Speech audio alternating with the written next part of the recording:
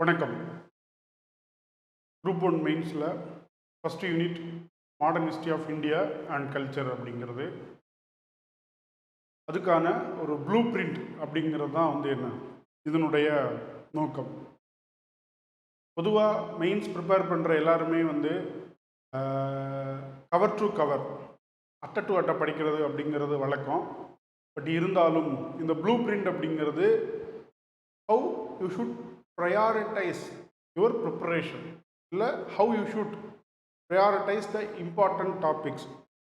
ஏன் அப்படின்னு பார்த்தீங்கன்னா, PYQ the previous year question paper அப்படிங்கிறது பார்த்தீங்கன்னா, it's like a GPS to find the mind of examiner.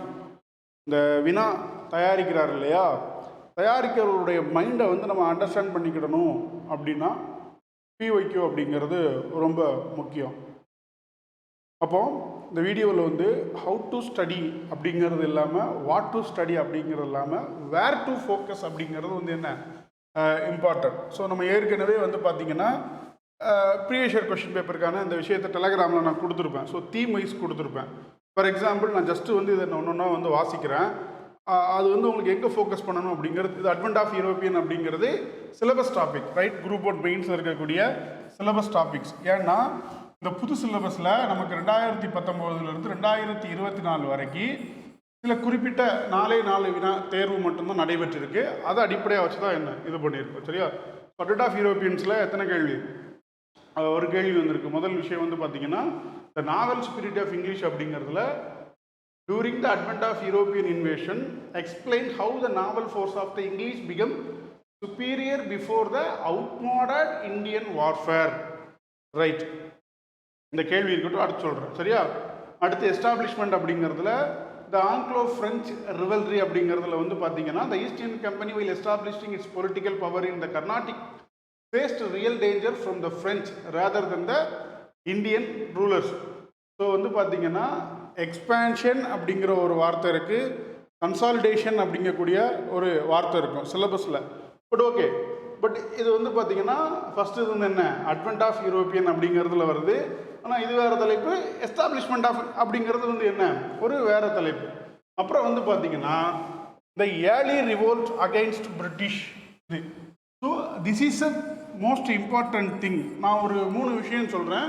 This is like hot topics. ஒன்று பார்த்தீங்கன்னா சோசியோ ரிலீஜியஸ் ரிஃபார்ம் மூமெண்ட் இருக்கு இல்லையா, அதுக்கப்புறம் இந்த ஏர்லி ரிவோல்ட்ஸ் அப்படிங்கிறதுலேருந்து அதிகமான கேள்விகள் அப்படிங்கிறது கேட்கப்பட்டிருக்குது. இதுக்கப்புறம் பார்த்தீங்கன்னா இந்த கல்ச்சுரல் ஆர்கனைசேஷன் இருக்கு இல்லையா, அதுக்கப்புறம் கான்ஸ்டியூஷனல் டெவலப்மெண்ட். மொத்தம் 4 விஷயத்த சொல்லிடுறேன், பட் எல்லாத்தையும் சொல்கிறேன். முதல்ல பார்த்தீங்கன்னா சோஷியோ ரிலீஜியஸ் இல்லை இந்தியன் ரெனைசன்ஸ் அப்படிங்கிறதுல அதிகமான கேள்விகள் இந்த பர்டிகுலர் ஏரியாவிலேருந்து திரும்ப வந்திருக்கு. ரெண்டாவது பார்த்தீங்கன்னா த ரோல் ஆஃப் தமிழ்நாடு அப்படின்னு வச்சுக்கலாம். இதிலிருந்து சில கேள்விகள் அப்படிங்கிறது ஒரு அதிகமான கேள்விகள் இந்த சிலபஸில் இருந்து என்ன வந்திருக்கு. மூணாவது பார்த்தீங்க அப்படின்னா இந்த கல்ச்சுரல் பனோரமான்னு இருக்கு இல்லையா. So like various institution. ஒரு முறை பார்த்தீங்கன்னா டிடி தர்ஷனை பற்றி கேட்டிருந்தான், இன்னொரு முறை லலித் கலா அகாடமியை பற்றி கேட்டிருந்தான். அதே மாதிரி கான்ஸ்டியூஷனல் டெவலப்மெண்ட் இருக்கு இல்லையா, 4வது. ஸோ இந்த 4 இதில் இருந்து கேள்விகள் அப்படிங்கிறது திரும்ப வந்துக்கிட்டே இருக்குது. It is a repeated question. I will explain. இப்போ நீங்கள் இதில் எடுத்துக்கிட்டீங்க அப்படின்னா எத்தனை வந்திருக்குன்னு பாருங்கள். Vellore mutiny precursor to 1857 revolt. Vellore கழகம் அப்படிங்கிறது என்ன, 857 சிப்பாய் கழகத்தினுடைய முன்னோடி அப்படின்னு கேட்டிருக்கான். அதே மாதிரி வேலூர் கழகத்தினுடைய தன்மை, அதில் இருந்து பார்த்தீங்கன்னா வெள்ளூர் கழகம் நன்கு முதிர்வடையாமல் வெளிவந்த கழகம், ரெண்டும் அப்படி கான்ட்ராஸ்டாக இருக்குது. அதுக்கப்புறம் the peace and uprising. So நீங்கள் ரோல் ஆஃப் தமிழ்நாடுன்னு எடுத்துக்கிட்டாலும் சரிதான், இல்லை இந்த இதில் இருந்து எடுத்துக்கிட்டாலும் சரிதான், சரியா? அடுத்து இந்த இதில் இருந்து பார்த்தீங்கன்னா இந்த nationalist movement, moderate extremist and terrorism movements and Indian patriotism. இது பெரிய சிலபஸ்ஸு. ஆனால் கேள்வி பார்த்தீங்கன்னா ஒரு 3 கேள்வி தான் 4 கேள்வி வந்திருக்கு. பார்ட்டிசிபேஷன் ஆஃப் கேபிட்டலிஸ்ட் கிளாஸ், அதுக்கப்புறம் rise of Indian National Congress, rise of nationalism, சரியா? அடுத்து இன்டர்நேஷ்னல் இன்ஃப்ளூயன்ஸ் ஆன் எக்ஸ்ட்ரீமிசம், அதாவது தீவிரவாதத்தின் மீதான சர்வதேச தாக்கம். இதிலிருந்து என்ன கேள்வி கேட்டிருக்கான். ஸோ இப்போ இந்த நேச்சர் ஆஃப் த கொஷின்ஸ் எல்லாம் நீங்கள் பார்க்கும்போது என்னென்னா, ஸோ ஸோ நம்ம வந்து நார்மலாக ஹிஸ்ட்ரினால என்ன பண்ணுவோம், we know facts, சரியா, குரோனாலஜிக்கலாக படிப்போம், important years, facts, personalities, events, இதைத்தான் வந்து நம்ம ப்ரிப்பேர் பண்ணுவோம். ஆனால் while you are observing this question paper, நல்லா தெரிஞ்சுக்கோங்க, வெறும் ஃபேக்ட் மட்டும் நம்ம ப்ரிப்பேர் பண்ணணும் அப்படின்னா you cannot write answer because the nature of the question expected you to write in your own words, own thought process. இப்போ இந்த கேள்வி எடுத்துக்கலாமே, உதாரணத்துக்கு வந்து நீங்கள் சிலபஸில் அது இந்த மாதிரி இருக்குன்னு எடுத்துக்கலாம்.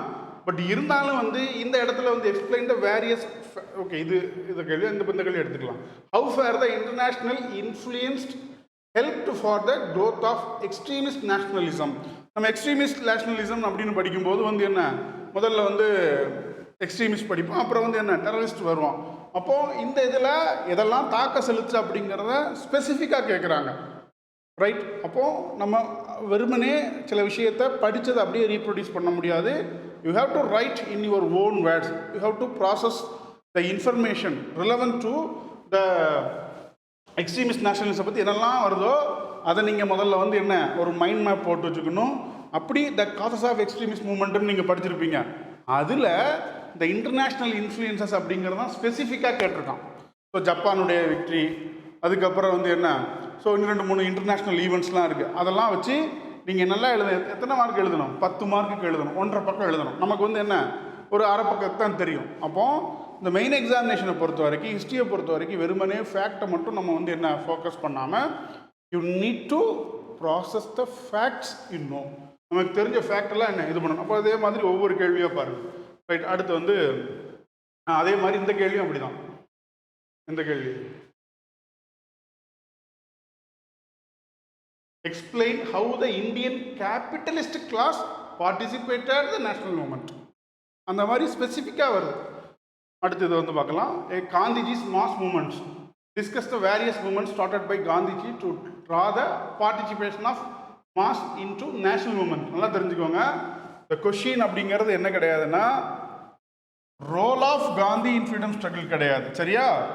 காந்திஸ் மாஸ் மூமெண்ட் அப்படின்னு நீங்கள் எடுத்துக்கிட்டிங்கன்னா இதெல்லாம் நான் கோஆப்ரேஷன், சிவில் டிசோபீடியன்ட் மூமெண்ட், அதுக்கப்புறம் வந்து பார்த்தீங்கன்னா குவைட் இந்தியா மூமெண்ட் இல்லை ஆகஸ்ட் ரெவல்யூஷன் அப்படிங்கக்கூடிய இந்த 3 பற்றி தான் நீங்கள் ஸ்பெசிஃபிக்காக எழுதணும்.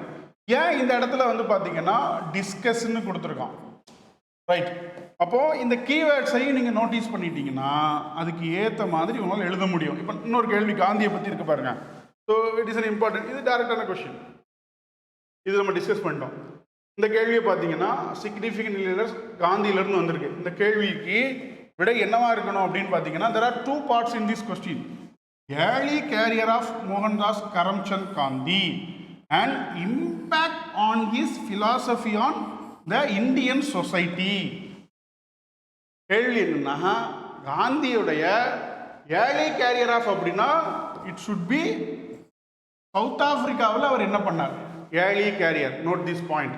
அடுத்து his philosophy like Sarvodaya, ahimsa, non violence, இந்த மாதிரி விஷயங்களை தான் நீங்கள் எழுதணுமே தவிர்த்து காந்தி வந்தார் இப்போ இந்த கேள்வியில் கொண்டு போயிட்டு நான் கோஆப்ரேஷன் மூமெண்ட்னா என்ன அப்படிங்கிறத எழுதுனீங்கன்னா இது கிடையாது. ஸோ இப்போ உங்களுக்கு தெரிஞ்சிருக்கும் ஹவு டு ஸ்டடி அப்படிங்கிறத விட வேர் டு ஃபோக்கஸ். அதுக்கப்புறம் தான் வந்து என்ன ஹவு டு ஸ்டடி. ஸோ வெறுமனே வந்து ஒரு மனப்பாடம் பண்ணிட்டு போகிறது அப்படிங்கிறத தாண்டி நீங்கள் சில விஷயங்களை ப்ராசஸ் பண்ணணும். படிக்கும்போது ஏன் எதுக்குன்னு பண்ணணும். அப்போ என்ன பண்ணுறேன் அப்படின்னா நான் உங்களுக்கு ஒட்டுமொத்த சிலபஸையும் டீகோட் பண்ணி கொடுத்துருக்குறேன், சரியா? சிலபஸ் இருக்கிறது வெறும் 5 லைன் தான் இருக்கும் ஒரிஜினல். இதில் நான் இங்கிலீஷில் 62 பக்கமும் தமிழில் 80 பக்கமும் கொடுத்துருக்கேன். இந்த ப்ளூ பிரிண்ட் அப்படிங்கிறது உங்களுக்கு ரிவிஷன் பர்பஸுக்காகவும் வந்து என்ன யூஸ்ஃபுல்லாக இருக்கும்.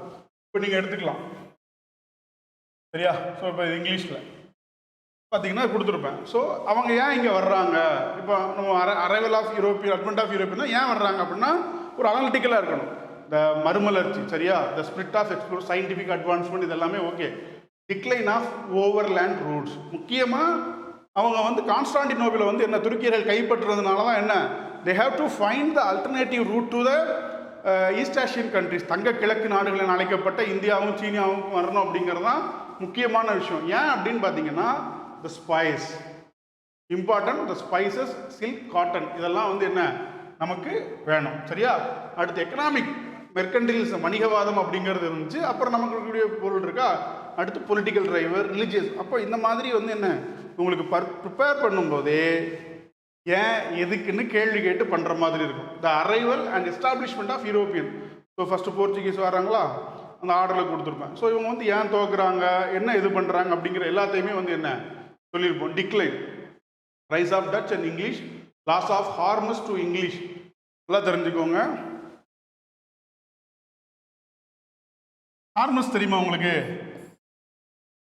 Hormuz right. Today in news. Today in நியூஸ்னு இல்லை, ஜூன் 13 வந்து என்ன it is in news. Because Hormuz right, இந்த ஹார்மஸ் ஜலசந்தி அப்படிங்கிறது எங்கே இருக்குது? ஈரான் பக்கத்தில் இருக்குது. இட் இஸ் அப்போ வந்து இந்த மாதிரி விஷயத்தெல்லாம் பாருங்கள். சரியா? ஓகே. ஸோ அப்போ உள்ளே வர்றாங்க, டச்சு வர்றாங்க, அப்போ எல்லாமே இதாக இருக்கும். இப்போ இந்த இடத்துல வந்து பார்த்தீங்கன்னா இந்த இங்கிலீஷ்னு வரும்போது அந்த கொஷினுக்கு ஏற்ற மாதிரியே கொடுத்துருப்பேன். அவங்க எப்போ இது பண்ணாங்க, முதல்ல எங்கே பண்ணாங்க. சரியா? எஸ்டாப்ளிஷ்டில் வரும். ஸோ கர்நாடிக் வார் வந்துருச்சு. அவங்களுடைய நாவல் சுப்பீரிமிட்டி அப்படிங்கிறதையும் நம்ம வந்து என்ன மென்ஷன் பண்ணி பாருங்க. Factor responsible for European especially British success, the superior novel power. போன முறை ஒரு கேள்வி கேட்டிருந்தா இல்லையா? இப்போ இந்த கொஸ்டின் பேப்பரை பாருங்க.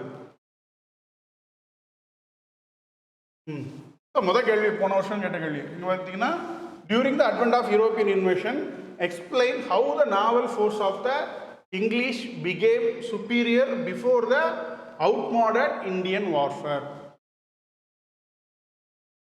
அப்போ you have to interlink your preparation.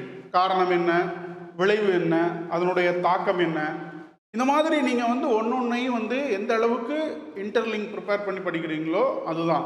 So அப்போ நான் என்ன பண்ணியிருக்கேன் அப்படின்னா, இந்த மாடர்ன் ஹிஸ்ட்ரிக்கு முழுமைக்கும் நான் கம்ப்ளீட்டாக ஆன்சர் வந்து என்ன தமிழ்லேயும் இங்கிலீஷ்லேயுமே கொடுத்துருக்குறேன். ஸோ இதையும் நீங்கள் ஒரு முறை பாருங்கள். அதுக்கப்புறம் வந்து பார்த்தீங்கன்னா இந்த பிஒய்க்கு கொடுத்துருக்குறேன் இல்லையா, இதை கம்ப்ளீட்டாக பார்த்தீங்கன்னா எந்தெந்த ஏரியாவிலேருந்து எந்தெந்த கேள்வி வந்திருக்குன்னு தெரியும்.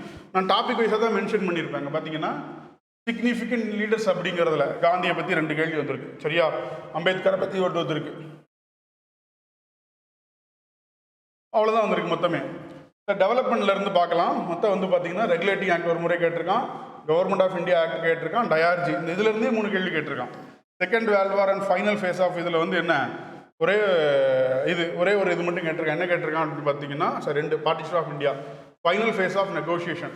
த final phase of Indian freedom struggle was a phase of intense negotiation. இப்போ இந்த கேள்வி எடுத்துக்கிட்டிங்கன்னா கூட ஸோ நார்மலாக நம்ம க்ரொனாலஜிக்கலாக மட்டும்தான் ப்ரிப்பேர் பண்ணியிருப்போம்.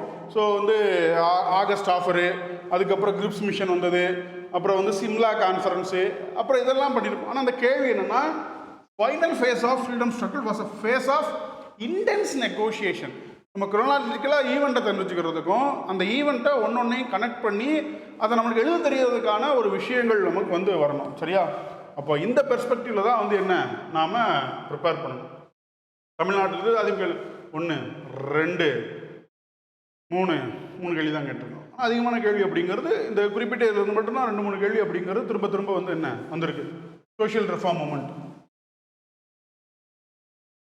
இப்போ நீங்கள் சோஷியல் ரிஃபார்ம் மூமெண்ட் எடுத்துக்கிட்டிங்கன்னா ரொம்ப முக்கியமான விஷயம். சோஷியல் ரிஃபார்ம் மூமெண்ட் அப்படிங்கிறது அதோட மட்டும் கிடையாது. ஏன்னா social reform movements leads to nationalism அப்படிங்கிறது 2வது. நேஷனலிஸ்டில் 2 இருக்கு இல்லையா, மாடரேட்ஸ், எக்ஸ்ட்ரீமிஸ்ட். மாடரேட்ஸை பொறுத்த வரைக்கும் தே ஃபாலோட் ராஜாராம் மோகன் ராய். எக்ஸ்ட்ரீமிஸ்ட்டை பொறுத்த வரைக்கும் என்ன, தே ஃபாலோடு தயானந்த் சரஸ்வதி. சரியா? கோ பேக் வேதான் கோ பேக் அப்படிங்கிற இந்தியரை திருப்பின்னு சொல்கிறதெல்லாம் என்ன தயானந்த் சார் சொல்லக்கூடிய சில விஷயங்கள். அப்போது இந்த தமிழ்லையும் கொடுத்துருக்கேன் இந்த சிலபஸ் டீகோட் அப்படிங்கிறது. இந்த சிலபஸ் டீகோடு வந்து பப்ளிக்காலாம் போட மாட்டேன். யாருக்கு வேணுமோ அவங்க டெலகிராம் மெசேஜ் பண்ணுங்க, அவங்களுக்கு மட்டும்தான் அனுப்புவேன். So it would not be public one, right?